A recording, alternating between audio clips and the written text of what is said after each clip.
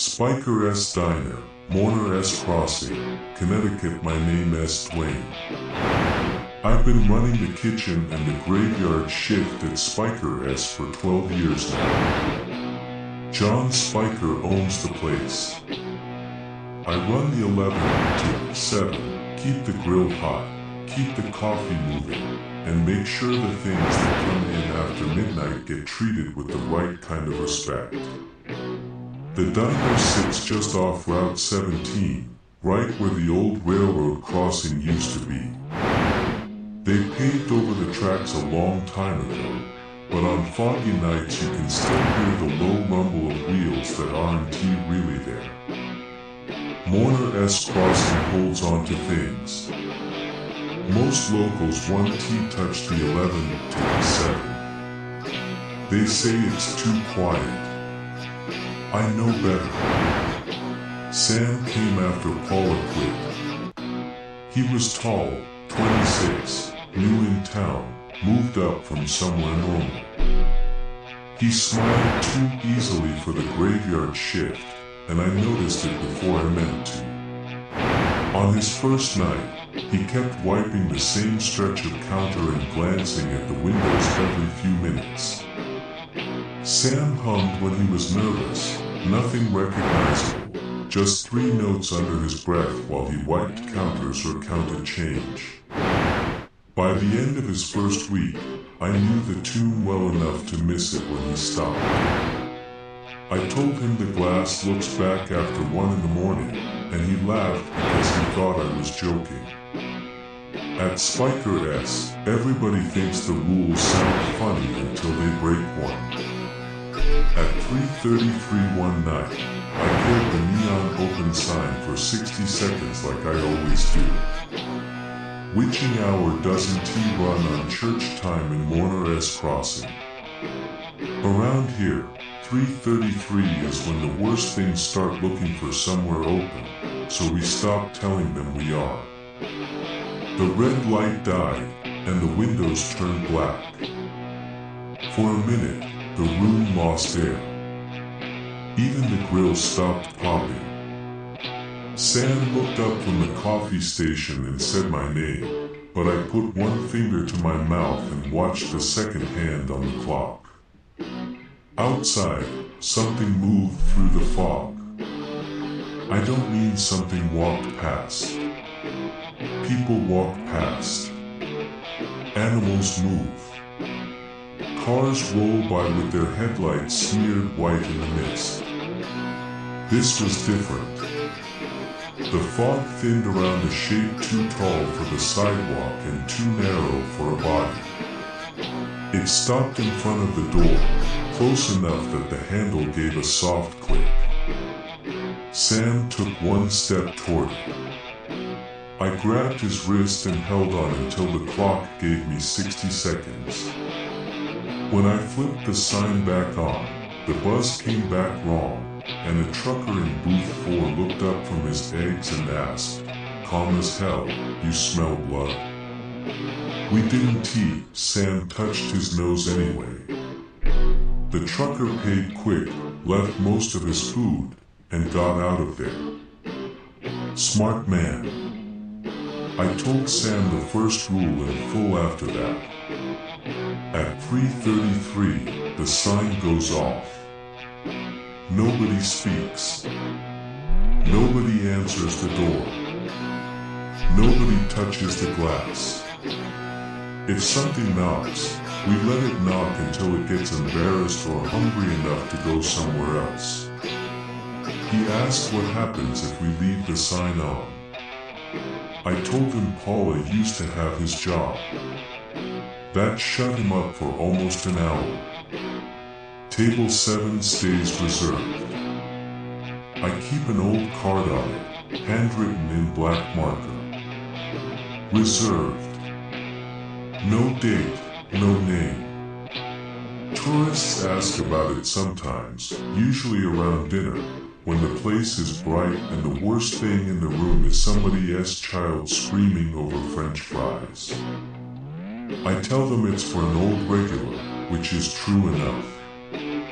One morning, Around 1:15, an old woman in a long black coat came in with the fog. She smelled like river mud and old flowers, and the bell over the door didn't ring when she entered. She headed straight for table 7. Booth 4's warmer, I called out. She sat anyway and said, "This one is fine." Sam looked at me. I shook my head once, but he was new and eager and still thought customer service mattered more than instinct. She ordered the usual, pancakes and black coffee.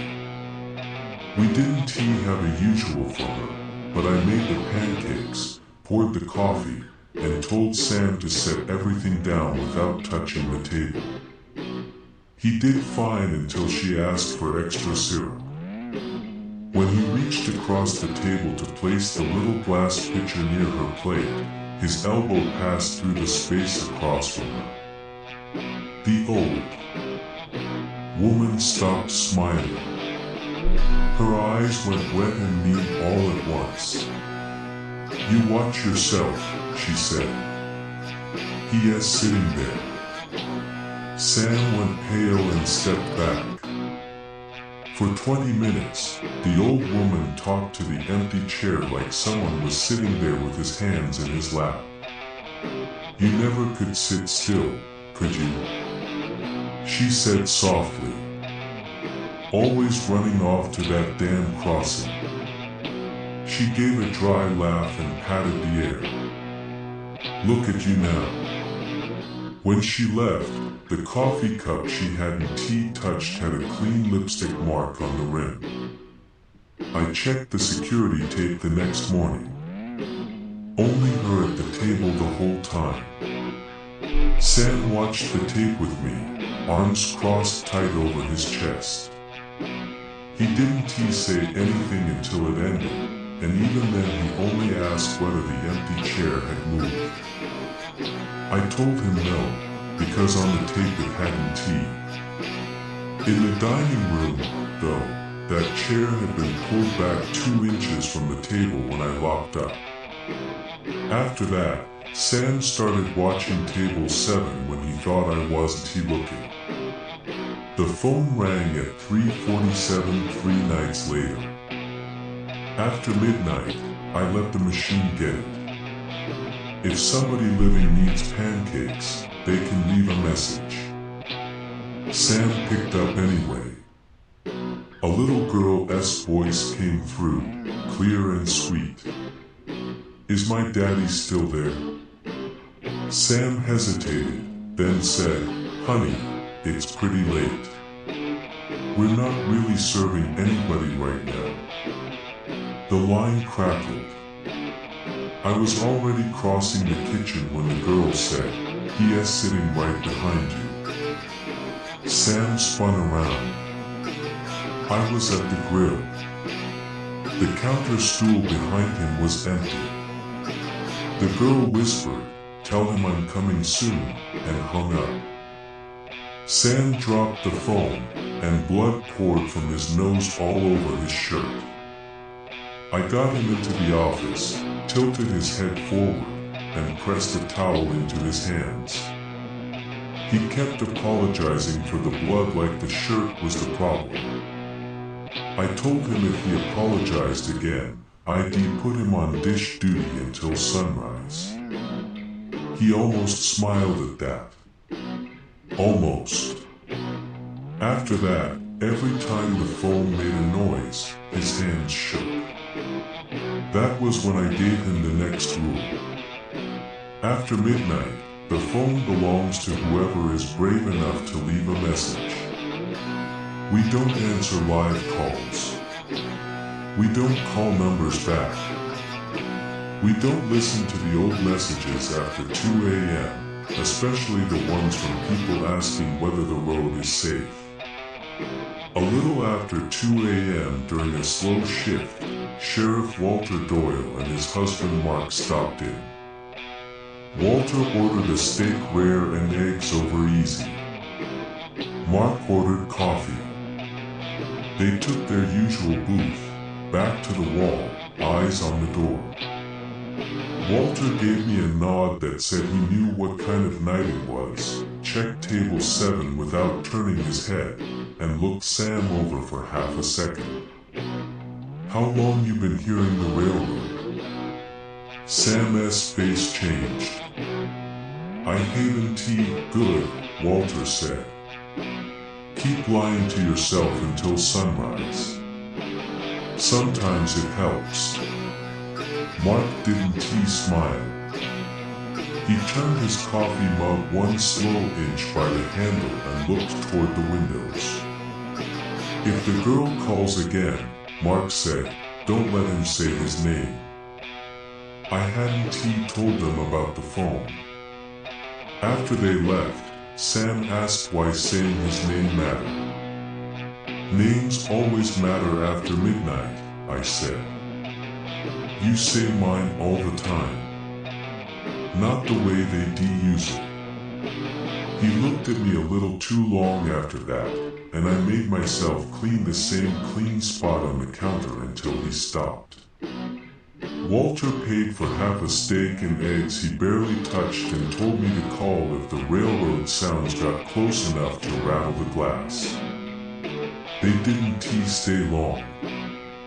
Even the sheriff knows better than to hang around Spiker's too late. There's a rule about the walk-in freezer, too. Most people think the men's room mirror is the bad spot, but the walk-in is worse because it sounds like work. If something knocks from inside after 2:17, you count the knocks and keep your hands where it can't see them. 1 knock, ignore it. 2, turn off the kitchen radio. 3, ask what it wants through the door, but Dawn.